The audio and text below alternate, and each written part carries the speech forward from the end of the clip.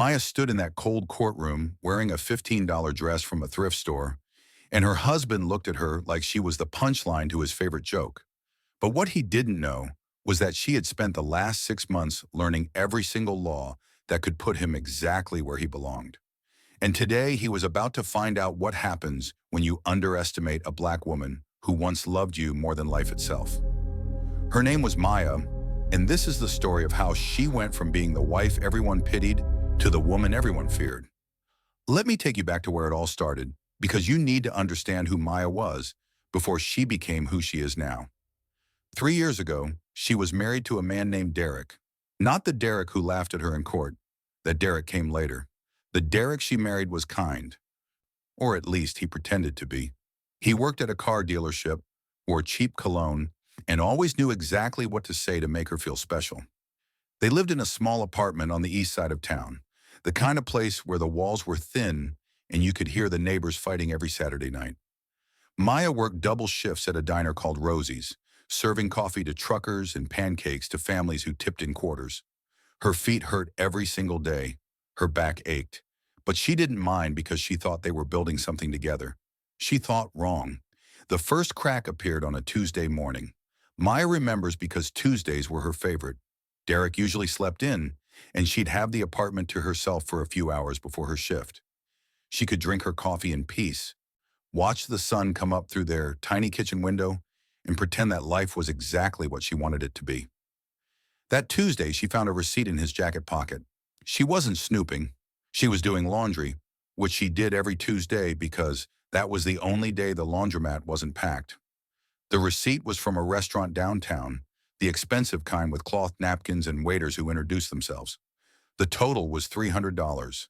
They hadn't been to a restaurant in 8 months. When Maya asked Derek about it, he barely looked up from his phone. "Work dinner," he said. "Client appreciation thing." She wanted to believe him. She needed to believe him. So she folded that doubt up small and tucked it away in the back of her mind, right next to all the other little worries she'd been collecting. But doubts don't stay small forever.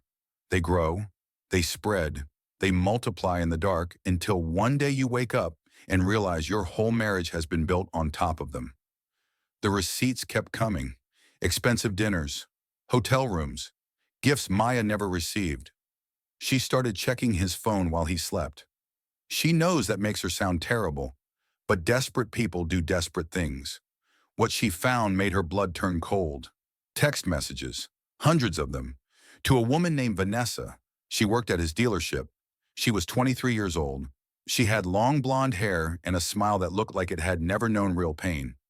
And Maya's husband was in love with her. But here's the thing that broke Maya more than the affair itself. In those messages, Derek talked about her. He called her pathetic. He said she was boring, that she'd let herself go, that coming home to her felt like punishment. He told Vanessa that Maya was too stupid to ever figure out what was happening. He said she was just a placeholder until something better came along. And something better had come along her. Maya confronted him on a Thursday night. He was packing a bag for what he claimed was a business trip. She stood in the doorway of their bedroom with her phone in her hand, screenshots ready, and she asked him one simple question. "Who is Vanessa?" The look on his face told her everything. Guilt flashed across it for maybe half a second, and then it hardened into something cruel. "Finally figured it out, huh?" He didn't even stop packing. "Took you long enough." Maya doesn't remember much of what happened next. She remembers crying. She remembers him laughing. She remembers him telling her that if she wanted a divorce, she could have one, but she wouldn't get a single penny from him. He said he'd been preparing for this, that he'd move money around, that he had a lawyer who was meaner than a junkyard dog. "You can barely read a menu without getting confused," he said. "You think you can handle a divorce? Go ahead and try. I'll bury you." Then he left.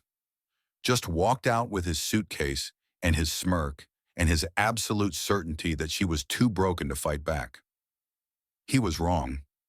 The next morning, Maya went to the public library. She sat down at one of those old computers that take forever to start up, and she started researching. Divorce law, asset division, fraud, how to represent yourself in court when you can't afford a lawyer. The librarian, An older woman named Ruth with silver hair and reading glasses on a chain noticed her there every single day. After a week, she came over.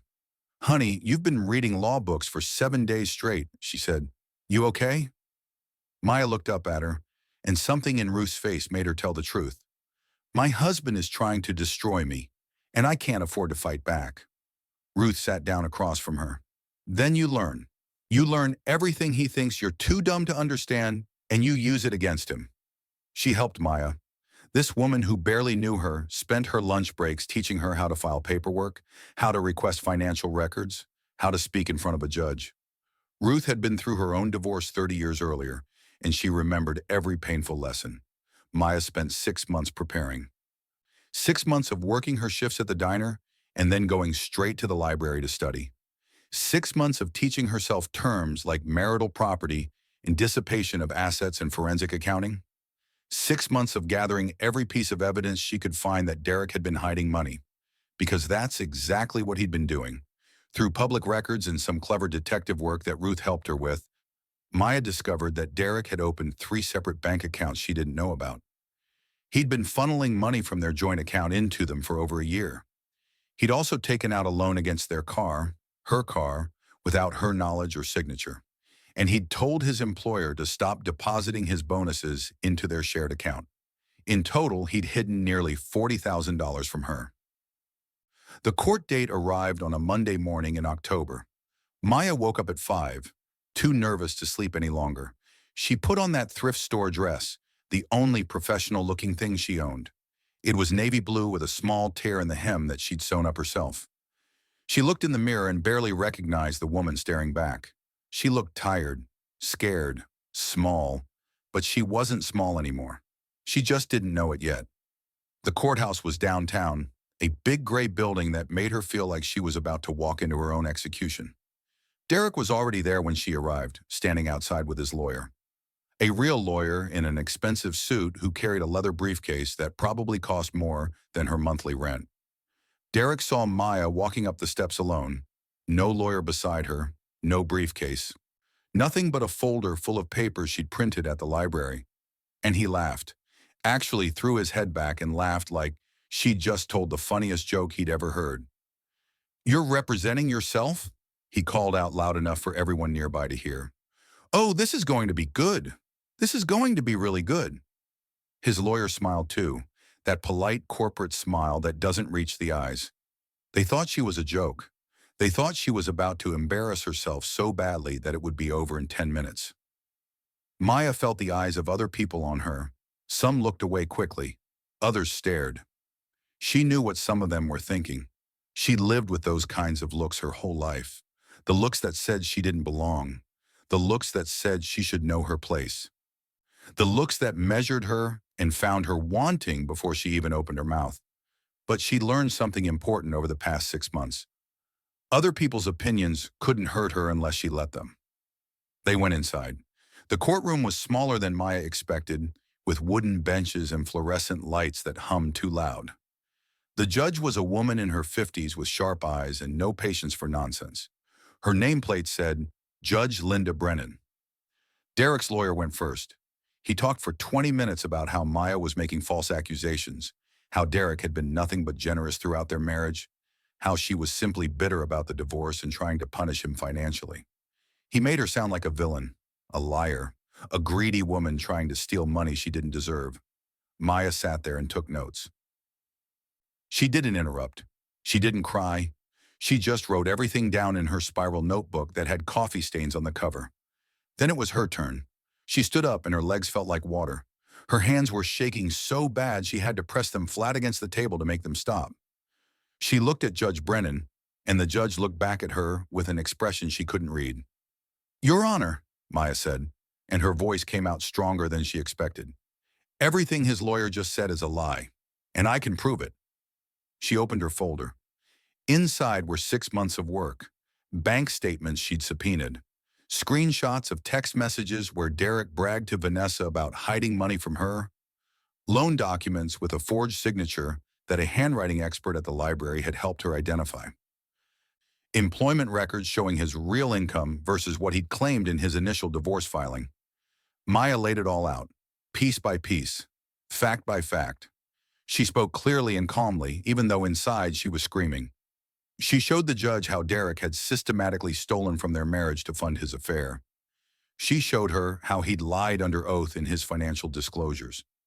She showed her how he'd underestimated her so completely that he hadn't even bothered to cover his tracks properly. And then she pulled out her final piece of evidence. "Your Honor, I also have a recording," Maya said. Derek's face went white. "3 weeks ago, I called my husband to discuss the divorce. He didn't know I was recording. In that conversation, he admitted to hiding money. He admitted to forging my signature. And he admitted that he did it all because, and I quote, I was too stupid to ever figure it out." Maya played the recording. Derek's voice filled the courtroom, cocky and cruel, saying every terrible thing she'd just described.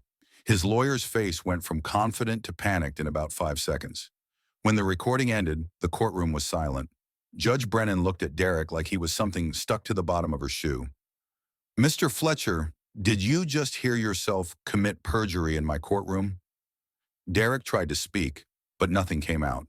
His lawyer started stammering something about needing time to review the evidence. But the judge cut him off. "I've heard enough," she said. "Mrs. Fletcher, I'm granting you everything you've requested.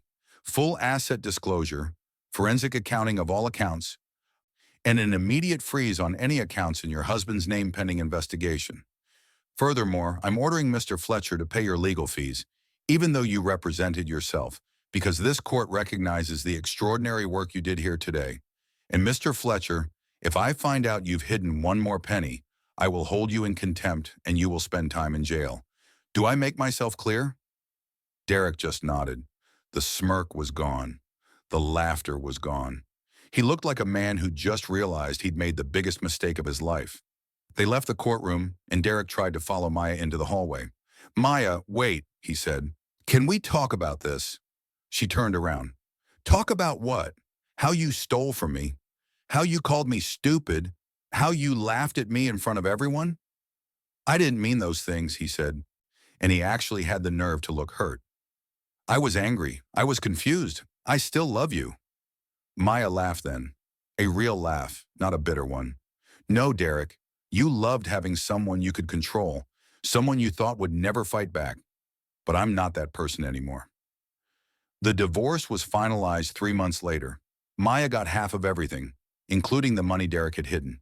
She got the car, she got the apartment, and Derek got exactly what he deserved, which was nothing but consequences. The $40,000 he'd hidden had grown with interest and penalties to $53,000 by the time the court was done with him. Combined with her half of their legitimate assets, Maya walked away with almost $80,000. She quit her job at the diner, not because she was too good for it, but because she'd earned the right to choose what came next. She used some of the money to go back to school. She's studying law now, real law, because it turns out she's actually pretty good at it. Ruth still meets her for coffee every Tuesday. She tells Maya she's proud of her, but the truth is, Maya couldn't have done any of it without her. As for Derek, last anyone heard, he's still at the dealership. Vanessa left him 6 months after the divorce was final. Turns out she wasn't interested in a man who'd been publicly humiliated and stripped of his savings. Funny how that works. Sometimes Maya drives past the courthouse, that big gray building where Derek laughed at her, where he thought he'd watch her crumble. She thinks about the woman she was that day, shaking and scared in her thrift store dress. And she thinks about the woman she became the moment she opened her mouth and fought back. People ask her sometimes if she hates Derek. The truth is she doesn't. Hate is too heavy to carry around, and she's got better things to do with her energy. But she does hope he learned something that day. She hopes he learned that you can't build a life on lies and cruelty and expect it to stand. She hopes he learned that the people you underestimate are often the ones who'll surprise you most. But mostly she hopes he remembers the look on her face when the judge ruled in her favor, when his lawyer started sweating, when that smirk finally died on his lips. Because that's the moment Maya stopped being the woman everyone pitied. That's the moment she became the woman everyone feared. And Derek, if he ever hears this story, Maya wants him to know something. That laugh he let out on the courthouse steps was the last time he'll ever laugh at her, the last time anyone will. Her name is Maya. She represented herself in court with nothing but a folder full of papers and 6 months of determination.